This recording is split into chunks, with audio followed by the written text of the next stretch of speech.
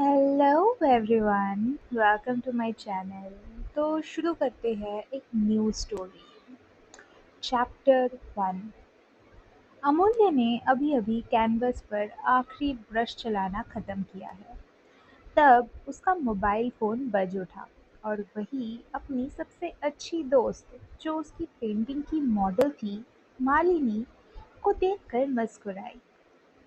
हमारा आखिरी काम पूरा हो गया, अमूल्य ने कहा। तुम्हारी हेल्प के लिए शुक्रिया मालिनी।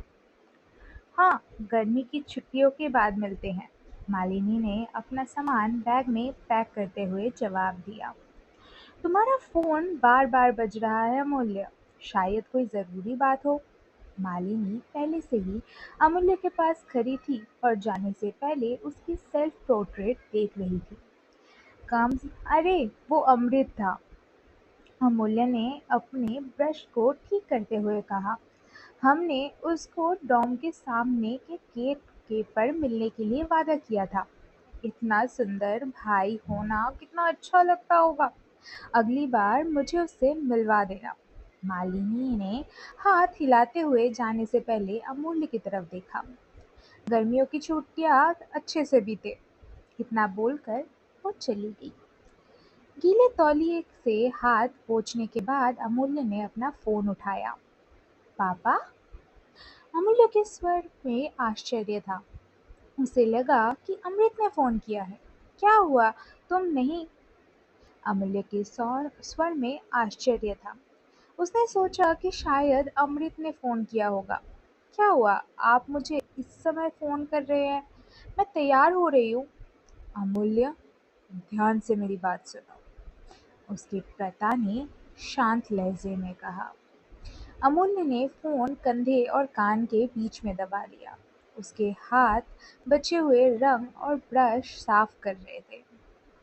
अपने पिता के गंभीर आवाज़ सुनते ही अमूल्य तुरंत सीधी हो गई। क्या बात है पापा? आप इतने गंभीर क्यों हैं? अमृत, उसके पिता की आवाज़ कट गई और दबी हुई सिसकियों में बदल गई। अमृत, उसे क्या हुआ? मैं जल्दी ही घर आ जाऊंगी। हमने उसे स्कूल के पास बस स्टॉप पर मिलने का वादा किया था। आपको चिंता करने की ज़रूरत नहीं है। तुम्हें हॉस्पिटल आना होगा। अमृत का एक्सीडेंट हो गया है। अमूल्य का खुशमिजाज चेहरा अचानक गायब हो गया। वो पीला पड़ गई। उसके पूरे शरीर पर एक अजीब सी अकड़न और उसके माथे पे एक लकीर थी। क्या? अमृत को क्या हुआ है? हाँ, अमूल्य चिल्लाई। अभी हॉस्पिटल आ जाओ। अमृत का स्कूल से निकलते समय एक्सीडेंट हो गया था। पिता की आवाज़ में अफसोस और उदासी थी। अमूल्य के जवाब के इंतज़ार किए बिना ही उन्होंने फ़ोन कट कर दिया। नामुमकिन! अमूल्य घबराकर चिल्लाई। आज सुबह वो अभी ठीक ही था। उसने मुझसे कहा था कि हम आज दोपहर को साथ घर जाएंगे। अपने स्कूल के सामने बस स्टॉप पर मिलने का वादा किया था। अमूल्य ने अपनी पेंटिंग का सामान कुर्सी पर रखा और बैग उठाकर कैंपस से बाहर भागी। जितनी तेजी से हो सके वो दौड़ पड़ी। अमूल्य दौड़ती रही जब तक वो हॉस्पिटल नहीं पहुंच गई। वो ऑपरेशन रूम को ढूंढते हुए आगे बढ़ी। अमूल्य गलियारे के मोड़ पर रुक गई जब अचानक अपने माता-पिता की चीख सुनी। अमूल्य के माता-पिता ओटी के सामने खड़े थे। उनके सामने काले सूट पहने कुछ लोग थे। अमूल्य एकदम पीछे हट गई और छिप गई। वो साफ सुन सकती थी कि उसके माता-पिता और वे आदमियाँ क्या कह रहे थे। हालांकि उन्हें अमूल्य की मौजूदगी का अंदाज़ा नहीं था। मिस्टर अमित, हम आपके बेटे के इलाज का खर्चा उठाएंगे। हम आपकी बेटी को भी ग्रेजुएट होने और बिना किसी एडमिशन प्रोसेस के बिना ही एडमिशन मिलने के लिए एक्स्ट्रा स्कॉलरशिप भी प्रोवाइड करेंगे।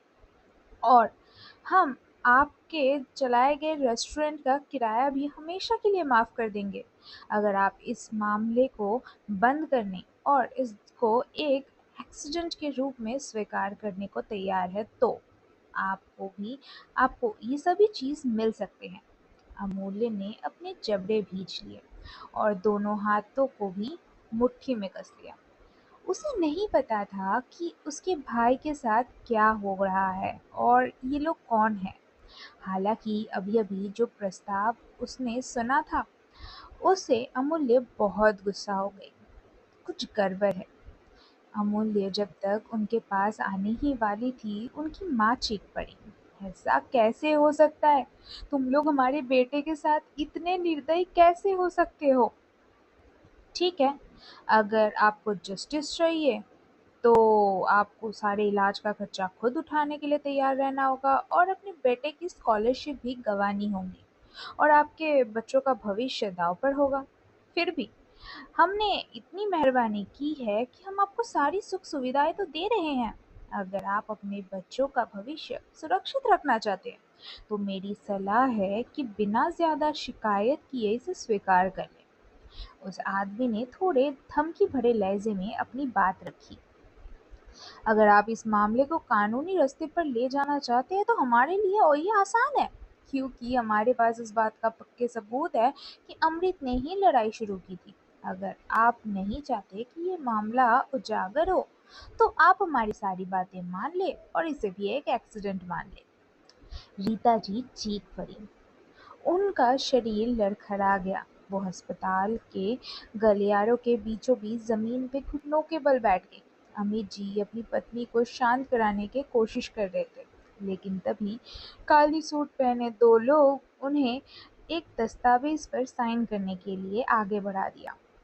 अमूल्य के आंसू लगभग छलक ही पड़े थे। उसके सीने में गुस्सा उबल रहा था। अमूल्य खुद पर काबू नहीं रख पा रही थी।